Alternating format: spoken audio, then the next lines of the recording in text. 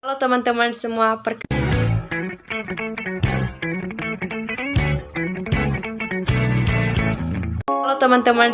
perkenalkan nama saya Citra Febriani Sebuah dari kelas 12 IPS 2 SMA Negeri 1 Botomuzei. Kali ini saya akan memaparkan materi dengan judul Demokrasi Parlementer, mata pelajaran sejarah Indonesia yang diasuh oleh Ibu Gisel Nurul SPD. Selamat menyaksikan.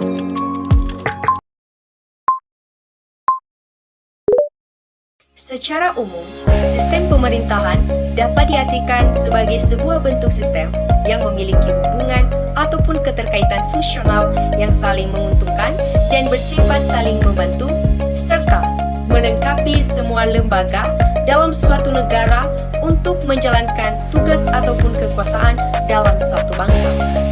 Sistem pemerintahan yang pernah dianut oleh bangsa kita Indonesia adalah salah satunya demokrasi parlementer. Apa sih itu demokrasi parlementer? Jadi teman-teman, demokrasi parlementer ini adalah suatu sistem pemerintahan yang menempatkan presiden sebagai kepala negara dan perdana menteri sebagai kepala pemerintahan dan pemimpin kabinet. Di sini juga ada beberapa negara yang menganut sistem pemerintahan parlementer ini. Misalnya ada Inggris, Jepang, Belanda, Malaysia, dan Singapura, dan masih banyak lagi. Ciri-ciri dari sistem pemerintahan parlementer ataupun liberal ini yaitu 1. Jabatan presiden hanya sebagai kepala negara, sedangkan untuk kepala pemerintahan adalah Perdana Menteri. Penempatan jabatan kepala negara dan kepala pemerintahan dalam sistem pemerintahan parlementer ini adalah presiden diberi jabatan hanya sebagai kepala negara, lalu untuk kepala pemerintahan hanya diduduki oleh Perdana Menteri. Ciri yang kedua adalah yang memiliki hak prerogatif. Seperti yang teman-teman ketahui bahwa prerogatif itu adalah hak istimewa seorang pejabat pemerintahan yang hanya dapat dimiliki oleh seorang kepala pemerintahan dalam sistem pemerintahan parlementer. Yang menduduki jabatan adalah Perdana Menteri. Selain itu, hak ini juga hanya dapat dimiliki seorang yang paham dengan betul mengenai semua hukum serta undang-undang yang berada di luar kekuasaan Badan Perwakilan. Ciri yang ketiga itu, lembaga eksekutif memiliki tanggung jawab terhadap legislatif. Lembaga eksekutif mempertanggungjawabkan semua tindakan yang telah mereka lakukan kepada lembaga legislatif ataupun parlemen. Ciri yang keempat yaitu, anggota menteri memiliki tanggung jawab terhadap lembaga legislatif. Ciri yang kelima yaitu, lembaga legislatif memiliki wewenang untuk menurunkan lembaga eksekutif. Ciri yang keenam yaitu, lembaga eksekutif dipilih oleh lembaga legislatif. Teman-teman dapat melihat dan mengetahui dengan jelas bahwa lembaga legislatif ini memiliki peran yang sangat penting dalam sistem pemerintahan. Teman-teman semua, adapun kabinet-kabinet pada masa demokrasi parlementer ataupun demokrasi liberal ini, yaitu sebagai berikut. Yang pertama adalah Kabinet Natsir.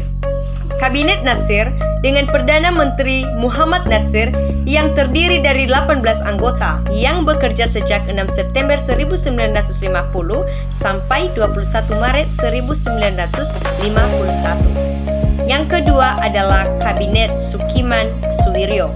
Kabinet Sukiman Suwiryo dengan Perdana Menteri Sukiman Warjo Sanjojo dan terdiri dari 20 anggota yang bekerja sejak 21 April 1951 hingga 23 Februari 1952. Ketiga, Kabinet Wilopo. Kabinet Wilopo dengan Perdana Menteri Wilopo yang terdiri dari 18 anggota yang bekerja sejak 3 April 1952 sampai 3 Juni 1953.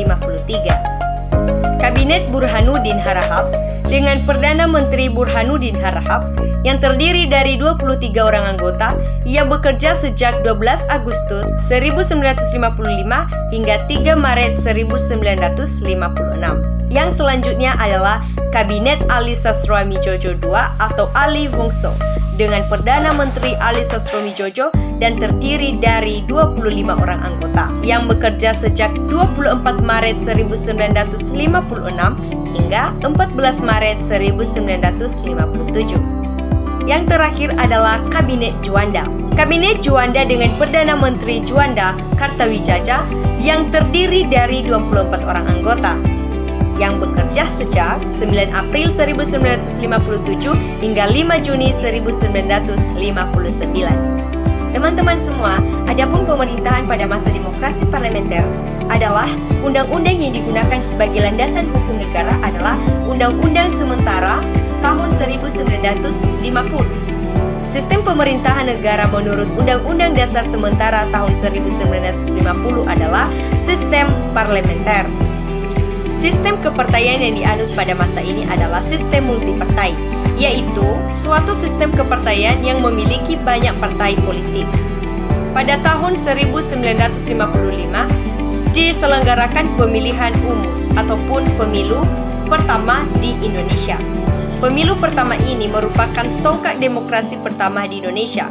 Keberhasilan penyelenggaraan pemilu tahun 1955 menandakan telah berjalannya demokrasi di kalangan rakyat. Perkembangan politik pada masa demokrasi parlementer tahun 1950 sampai 1959, banyak kalangan yang menilai bahwa pemilu tahun 1955 merupakan pemilu yang paling demokratis yang pernah ada di Indonesia. Pemilihan umum tahun 1955 dilaksanakan dalam 2 tahap. Tahap pertama dilaksanakan pada 29 September tahun 1955 dan tahap kedua pada 15 Desember tahun 1955. Tak hanya di Indonesia, negara Timur Tengah juga punya tradisi bagi angpau lebaran anggota DPR hasil pemilu tahun 1955 dilantik pada 20 Maret tahun 1956. Teman-teman semua, berikut ini ada beberapa gerakan pemberontakan yang terjadi pada masa demokrasi parlementer. 1. Pemberontakan Angkatan Perang Ratu Adil atau APRA. 2. Pemberontakan Republik Maluku Selatan atau RMS. Ketiga, pemberontakan Andi Aziz. Dan keempat, pemberontakan PRRI dan Pemersta. Demikian saja materi penjelasan mengenai demokrasi parlementer dari saya. Jika ada kesalahan, mohon dimaklumi. Terima kasih. Ya,